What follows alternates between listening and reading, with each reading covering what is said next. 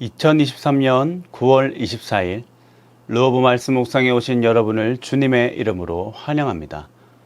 오늘 우리에게 주시는 구약 성경의 말씀은 레위기 19장 18절 말씀입니다. 원수를 갚지 말며 동포를 원망하지 말며 내 이웃 사랑하기를 내 자신과 같이 사랑하라. 나는 여호와이니라. 오늘 우리에게 주시는 신약 성경의 말씀은 누가복음 10장 33절, 34절 말씀입니다. 어떤 사마리아 사람은 여행하는 중 거기 이르러 그를 보고 불쌍히 여겨 가까이 가서 기름과 포도주를 그 상처에 붓고 싸매고 자기 짐승에 태워 주막으로 데리고 가서 돌보아 주니라. 이 말씀을 통하여 주님께서 우리에게 은혜 주시기를 원합니다. 그 크신 하나님의 사랑 말로 다 형용 못하네.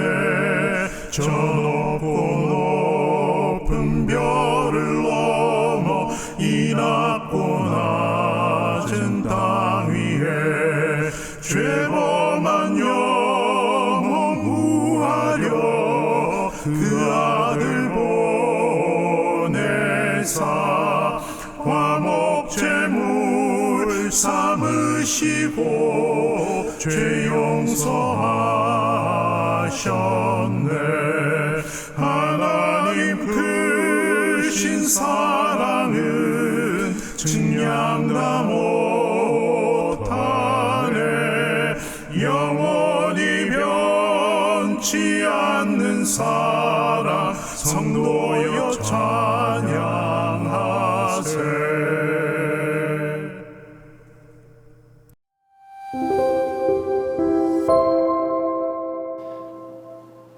오늘 우리에게 주시는 구약의 말씀 레위기 19장 18절은 우리가 흔히 정결법전이라고 부르는 레위기 17장과 26장 사이에 자리 잡은 본문입니다. 따라서 오늘 말씀 역시 정결법 가운데 한 구절이라 볼 수 있습니다.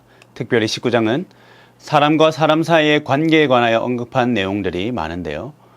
눈에 띄는 사실은 총 37절로 이루어진 레위기 19장 본문에서 오늘 본문인 18절이 한 중앙을 차지하고 있다는 사실입니다. 일반적으로 히브리 문학에서는 가장 중요한 내용을 정중앙에 두는 문학 기법을 사용하곤 하는데요. 이러한 문학적 기법을 생각하며 본문을 본다면 레위기 19장 18절은 레위기 19장에서 가장 중요한 내용이라 보면 좋을 듯합니다. 원수를 갚지 말며 동포를 원망하지 말며에서 특별히 원망하지 말며라는 말의 히브리어 동사는 나따르를 사용하고 있습니다.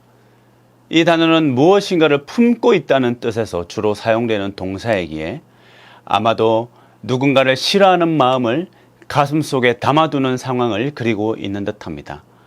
원수를 갚는 것은 표면적인 행위이고 누군가를 미워하는 마음을 품는 것은 내면적 행위라고 보았을 때 하나님의 명령은 외면적 안갚음만 잘못된 것이 아니라 앙심을 품는 것도 나쁜 행위라는 것을 보여주고 계십니다. 오늘 신약의 말씀인 누가복음 10장 33절은 우리가 너무나도 잘 아는 착한 사마리아인 이야기에 나오는 말씀 구절입니다. 예수님은 이 말씀이 나타나는 본문에서 누가 이웃이냐, 누가 진짜 이웃이냐 질문한 한 율법학자의 공격에 태연히 사마리아인 비유를 드셨습니다. 당연히 율법학자가 생각한 이웃의 범위는 유대인들의 한정된 것이었겠죠.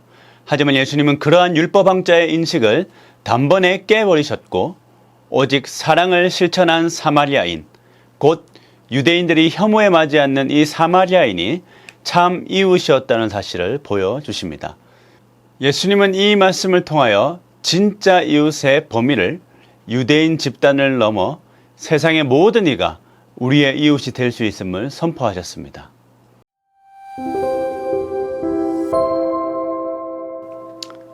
오늘 우리에게 주신 구약과 신약의 말씀은 공통적으로 이웃을 사랑하라고 요청하고 있습니다.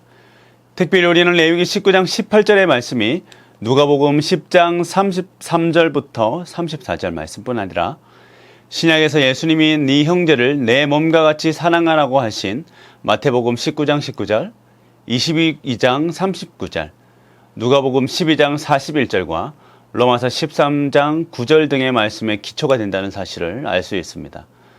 더불어 오늘 신약 말씀에서도 예수님은 율법학자가 제시한 이웃의 범주에 새로운 가르침을 주고 있습니다. 사실 율법학자가 생각한 이웃의 범위는 유대인에게 한정되어 있었고 그 소극적 범주에는 이방인을 향한 혐오가 배어 있었습니다.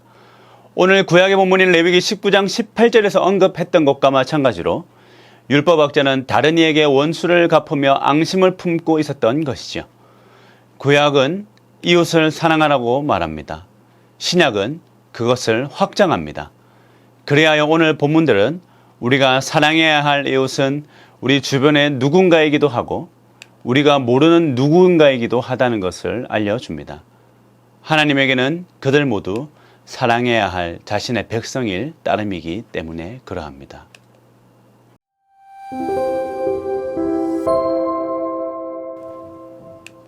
흔히 정결은 정결해지기 위한 한 개인의 종교적 노력, 싸움, 분투에 따라 얻어지는 것이고 이러한 개인적인 차원의 싸움을 넘어섰을 때 비로소 정결해질 수 있다고 생각하곤 합니다.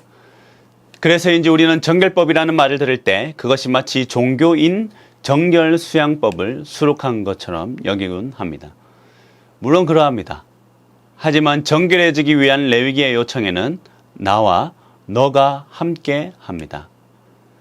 정결법에 이웃을 향한 사랑이 나타난다는 것은 참으로 아이러니합니다. 그러나 참된 정결은 나뿐 아니라 다른 이를 사랑하는 데서 완성할 수 있다고 그것이 참된 정결이라고 그 법이 말하고 있습니다.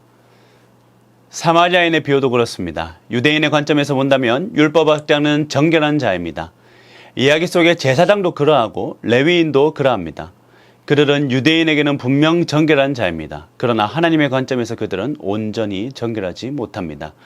그 마음속에는 미워하는 마음과 자신과는 다른 이들에게 원수를 갚고자 하는 마음이 있기 때문입니다.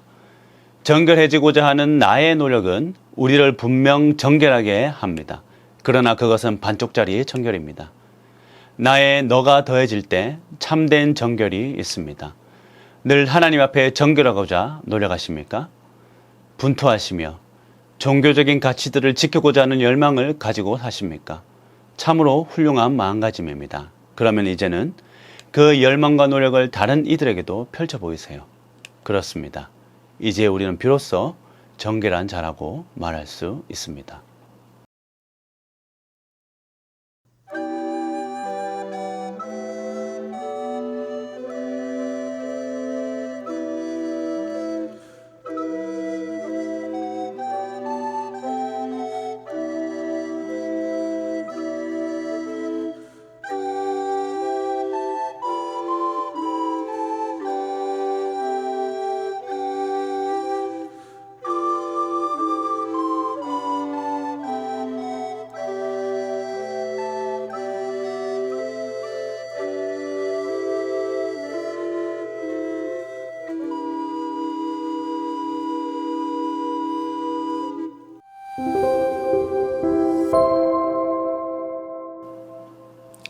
기도하겠습니다.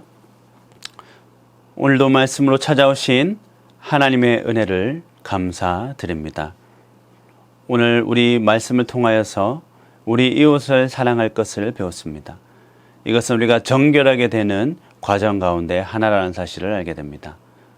내가 부단한 노력을 통하여서 하나님 앞에 정결해지기 위해 노력하는 만큼이나 다른 이를 사랑하는 것이 정결의 완성이라고 배웠습니다. 나의 너가 더해져 온전한 정결을 이루는 우리 르호보 공동체가 될 수 있도록 도와주시옵소서. 예수님의 이름으로 기도합니다. 아멘.